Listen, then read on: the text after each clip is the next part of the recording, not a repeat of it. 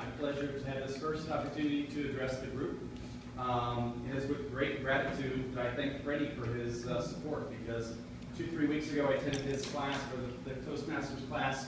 Freddie told a great joke about some folks that went to Florida, this couple that went to Florida. It was just really funny, and I just thought it was great. So I went back and I Googled it, found it. Thank you, Google. And I shared that story with several of our folks at branch meetings that we had with our employees. We had 5 or 6 different meetings, and the folks just all thought it was very funny. So I had people email me, ask me for the story. So with gratitude, I thank Freddie for this, for at least starting me on that way. And actually, when I got back to my desk today, one of my employees had left me a story and said, "Hey, here's a good story. You got to share this with somebody at some point." So I thought I would share this with you tonight. So it says, an old Doberman starts chasing a rabbit, and before long discovers that he's lost. Wandering about, he notices a partner heading rapidly in his direction with the intention of having lunch. The old Doberman thinks, "Oh no, I'm in deep doo-doo now."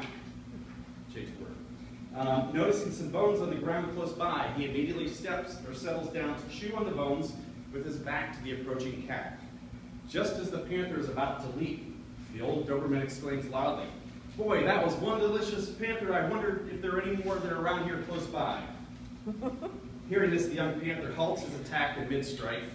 A look of terror comes over him, and he slinks away into the trees. "Whew," said the panther, "that was close. That old Doberman nearly had me." Meanwhile, the squirrel was also watching the whole scene from a nearby tree. And the squirrel figured he could put this knowledge to test and use this trait to protect himself going forward. So off he goes.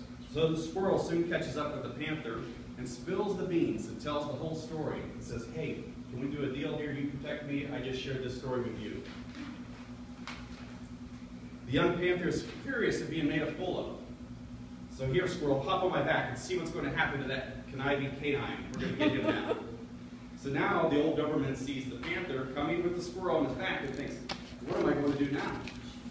But instead of running, the dog sits down with his back to his attackers, pretending he hasn't seen them yet. And just when they get close enough to hear, the old Doberman says, "Where's that squirrel? I sent him off over an hour ago to get me a panther.